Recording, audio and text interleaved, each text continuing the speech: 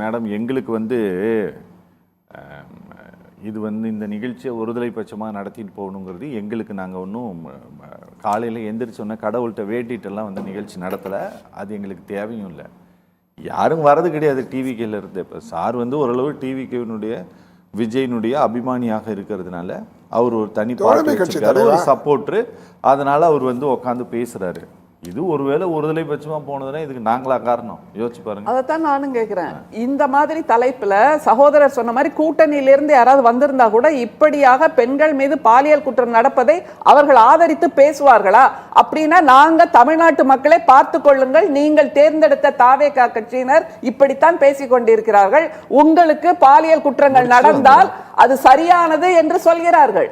அதில் வருத்தப்படவோ கஷ்டப்படவோ கண்ணீர் விடவோ எதுவுமே இல்லை என்று தாவேகாவின் ஆதரவாளர்கள் சொல்கிறார்கள். நாங்க எக்ஸ்போஸ் பண்றோம். அதுல ஏன் எங்களுக்கு இவ்வளவு கோபம் வருதுன்னா, நம்முடைய மாண்புமிகு முதல்வர் ஆட்சி பொறுப்பு ஏற்பதற்கு முன்னால் பரப்புரையில என்ன தெரியுமா சொன்னாரு? எங்களுடைய தலைவரை பார்த்து சொன்னார், நீங்க ஒழுங்கா ஆட்சி நடத்தி இருந்தா பெண்கள் பாதுகாப்பு ஒழுங்கா இருந்திருக்கும், சட்டம் ஒழுங்கு சரியா இருந்திருக்கும், பச்சை பிள்ளைங்க, படிக்கிற பிள்ளைங்க, சின்ன பொண்ணுங்க, வேலைக்கு போற பொண்ணுங்க, இவங்களுக்கு நடக்கிற கொடுமைகள் சொல்ல முடியல சார் அப்படின்னாரு. அதை தவிர இன்னொன்னு சொன்னார், இந்த அழகுல உங்களை அப்பான்னு கூப்பிடுறாங்கன்னாரு. அப்ப என்ன சொன்னாரு? இவர்களை எல்லாம் பச்சை பிள்ளைங்க, படிக்கிற பிள்ளைங்க, வெளியில போற பிள்ளைங்க, வேலைக்கு போற பிள்ளைங்களை காப்பாற்றக்கூடிய தாய் மாமனா நான் இருப்பேன் அப்படின்னாரு.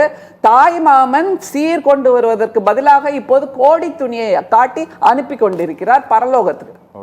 கோடி துணியை கொடுத்து பரலோகத்துக்கு அனுப்பி கொண்டிருக்கிறார். நான் ஒன்னே ஒன்று மட்டும் சொல்ல விரும்புறேன்.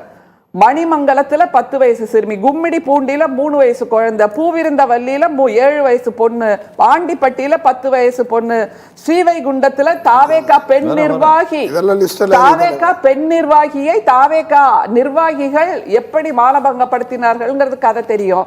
அப்புறம் 8 பேர் சிறுமிகள், இத்தனை பேர்ல அதுல ஒரு பெண் மனநலம் பாதிக்கப்பட்டவர், அவர் மீது வன்புணர்வு செய்தவரும் தாவேகாவினர் தான்.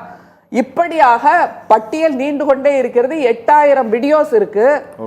இதுல கூடுதலா இவ்வளவையும் கவனிக்காம நம்முடைய முதல்வர் பொம்மை முதல்வராக, மௌன முதல்வராக உட்கார்ந்து கொண்டிருக்கிறார். அவர் முதல் அமைச்சர், முதல் போட்ட அமைச்சர் தான் எல்லாவற்றுக்கும் பதில் சொல்லி கொண்டிருக்கிறார். இங்க ஒரே ஒரு கம்பேரிசனை மட்டும் சொல்ல விரும்புறேன். அவர் சந்தித்தவர்கள் சிம்பு, சிம்ரன், ஷாம், பிரபு, Sneha, Prasanna, Parthiban, Shantanu, Arjun, RJ Balaji, Khushbu, Vijay Antony, Vishal, Lokesh Kanagaraj, Prashanth, Kamal Haasan, CP Sathyaraj, Nassar, Karthi, R Karunas, K Bhagyaraj, AR Murugadoss, Venkat Prabhu. இன்னும் நிறைய பேர் இருக்காங்க. எனக்கு எடுக்க முடிஞ்ச லிஸ்ட் இவ்வளவுதான். நான் எளியவர்களின் காப்பாளன், நான் எளியவர்களை காக்கின்ற சக்திமான் அப்படின்லாம் சொன்னாரு. அதெல்லாம் பொய்யா? பொய்மானா? நம்முடைய முதல்வர் சக்திமானாக இருப்பதற்கு பதிலாக பொய்மானாக இருக்கிறார்ங்கிறத தவிர சொல்றதுக்கு வேற எதுவுமே இல்லை. திரும்ப திரும்ப தமிழ்நாட்டு மக்களிடம் நான் சொல்ல விரும்புவது ஒன்னே ஒன்று. பாருங்க, நீங்க தேர்ந்தெடுத்த தாவேகாவை சார்ந்தவர்கள் எப்படி கொஞ்சம் கூட இரக்க உணர்வு இல்லாமல், மனிதாபிமானம் இல்லாமல், மனித நேயம் இல்லாமல் கட்சி கூறலை மட்டுமே வைத்துக் கொண்டு பேசிக் கொண்டிருக்கிறார்கள். சமூகத்தில் இப்படிப்பட்ட அவலம் நடந்து கொண்டிருக்கிறது. அதை பற்றி அட்ரஸ் பண்ணுங்க. நான் இன்னைக்கு இந்த டிபேட்ல கூட்டணியை சார்ந்தவர்கள் யாரும் வரல அப்படின்னா, கூட்டணியை சார்ந்தவங்க வந்திருந்தீங்கன்னா இதை நியாயப்படுத்தி இருப்பீங்களா?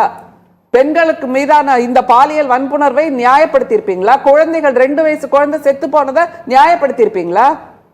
தமிழ்நாட்டு அமைதியா இருங்க. நீங்க தான் காரணம் மேடம். இந்த முடிய போது ஒரு நிமிஷத்துல நீங்க சொல்ற குற்றச்சாட்டு நீங்க கருத்து சொன்னா பரவாயில்லை, அதனால குற்றச்சாட்டு வைக்கிறீங்க.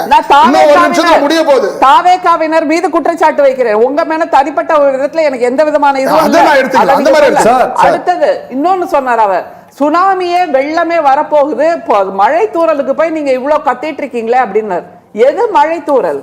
இத்தனை பெண்களுக்கு பிரச்சனை நடந்திருக்கிறது, இவ்வளவு பேர் உயிரிழந்திருக்கிறார்கள், மழை தூறலா? எப்படிப்பட்ட இதுதான் இன்சென்சிட்டிவ்.